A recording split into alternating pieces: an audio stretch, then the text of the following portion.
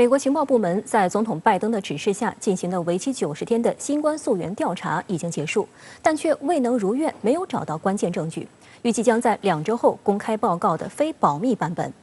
但仍然有部分美方政客不放弃利用溯源问题来抹黑中国。近日，多名参议员还称要继续溯源，并发起对华制裁。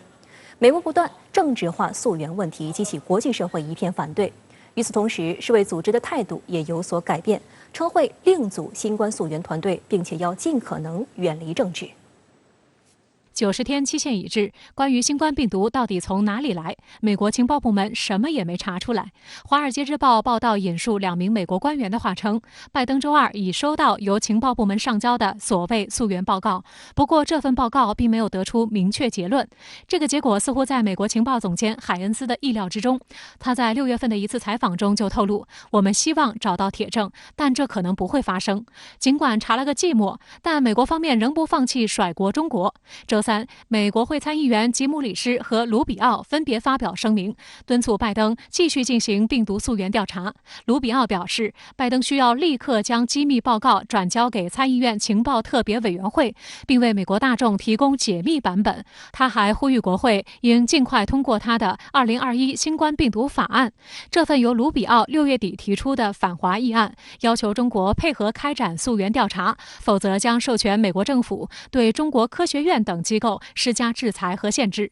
李施则在声明中妄称，情报部门之所以难以调查清楚新冠病毒是自然传染给人类，还是通过实验室传染的，一定程度上是因为中国不愿意分享相关数据和信息。对于这一说法，荷兰病毒学家马里昂·库普曼斯、美国生态健康联盟总裁彼得·达萨克等11名曾来华开展新冠病毒溯源研究工作的科学家，周3在《自然》杂志共同发表联合署名文章中回顾当时的工作，并指出他们采访了临床、实验室和公共卫生专业人员，并走访了参与疫情早期应对和后续调查的机构，研究工作得到了多方支持。中国团队分享了许多新信息，双方还就必要的进一步工作和持续的数据共享开展了大量讨论。联合研究报告发布以来，世卫组织专家组也一直与中国专家组继续合作。文章还表示，调查实验室泄露论原本并不在中国与世卫组织共同商定制定的工作任务书范围内，而他们出于对此种假说的重视，进行了相关研究。但是基于专家组对此假说得到的相关回复和所有可用数据，他们没有发现任何线索可以跟进。一名了解溯源工作的国际科学家更是直言，美国情报部门搞的溯源报告无法提供新证据，这是世界上大多数科学家预料之内的。中国外交部发言人汪文斌周4就此表示，溯源是科学问题，应当由全球科学家合作开展，这是绝大多数国家和科学界的共识。美方不通过科学家而动用情报机构推进溯源，只会干扰破坏科学溯源的开展，为国际社会早日找到病毒源头增添障碍。为什么美方明知不可为而为之？美方动用情报机构溯源的真实意图究竟是什么？这值得人们深思。众所周知，今年初，中外联合专家组在武汉开展了为期28天的全球溯源研究中国部分工作，并发布权威报告，表明新冠病毒极不可能通过实验室传人。但病毒溯源这项原本以期更好防范下一次传染病大流行的工作，却在美国的政治操弄下误入歧途。先是拜登下令让情报部门进行溯源调查，接着美国内的反华政客不断在国会散布实验室泄露阴谋论，抹黑中国。8月2日，众议院外委会共和党首席成员麦考尔甚至先于情报部门发布了一份荒唐的报告，称有充分证据证明武汉病毒研究所泄露病毒，呼吁国会立法制裁武汉病毒研究所科研人员和中国官员。我认为美国政客应该不会轻易的放弃炒作病毒溯源这个问题。这次调查并没有得出确切结论，所以仍然给美国许多反华政客留下了非常大的操作空间。仍然希望尽快推动世卫组织启动第2阶段调查，以便施加自己的影响，然后甚至谋求推翻世卫组织上次调查的结论。一些美国政客试图拉拢盟友发起所谓的第3方独立调查，以此来达到继续抹黑和打压中国的目的。在美国国内，部分媒体却不再跟随政客起舞，而是开始反思溯源问题政治化的危害。波士顿先驱报本月13号发表社论指出，美政府提出溯源问题一开始就是政治性的，只要新冠病毒依旧控制着这个国家，讨论它的起源就一直是个政治雷区。无论是特朗普时期提出用所谓武汉病毒来指代新冠病毒，还是拜登要求开展的溯源调查，只会引发美国排外和仇恨亚裔的情绪，也不利于任何国际合作。对此，中国驻纽约总领馆发言人周四表示，正如这篇社论所提到的，科学没有改变，但政治氛围变了。部分美国政客和媒体热衷搞疫情污名化、病毒标签化、溯源政治化，散播实验室泄露论，企图推翻联合研究报告。这种背弃科学和真理、扭曲事实和真相的行为，是对全球科学家和科学的不尊重。此外，75个国家近期致函世卫组织总干事，认同第一阶段溯源研究成果，明确反对溯源问题政治化，强调病毒溯源是一项科学任务。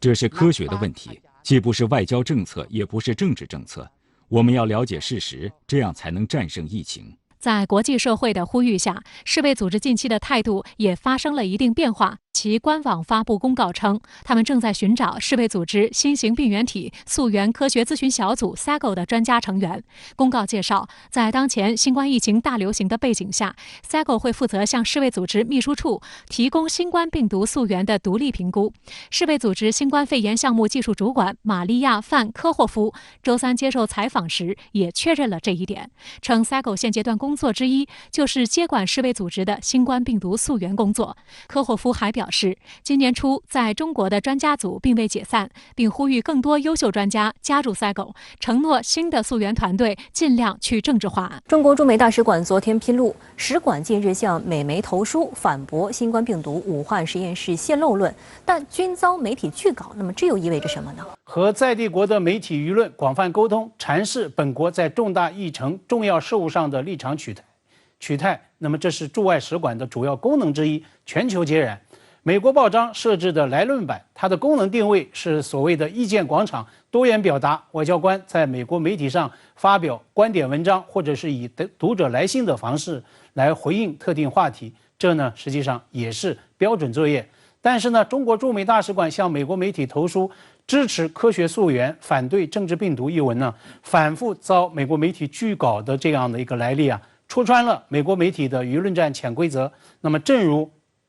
中国驻美使馆所犀利质问的，这难道就是美国的新闻和言论自由吗？在我看来，将新闻和言论自由挂在嘴边的所谓美国第四权媒体，他们呢在就新冠病毒溯源这个打舆论战上，已经结成了铁板一块的统一战线，达成了非黑即白、非友即敌的所谓战场共识。那么在病毒溯源上，和撒谎参议员保罗穿同一条裤子的另一位反华参议员科顿，去年呢，曾经在《纽约时报》刊发来论文章，甚至拿所谓的疫情赔偿来说事。当时呢，曾经在《时报》编辑部引发激烈的内部争论，多位记者老编呢就炮轰科顿的文章毫无逻辑理据可言，根本不合来论的版的这个专业标准。那么把科顿的争议来论见报和中国使馆文章遭拒，那么联系来看，你就会发现美国媒体就是这样打舆论战的。当然了，在我看来，包括《纽约时报》在内的美国媒体，他们呢也在遭到舆论战的反噬。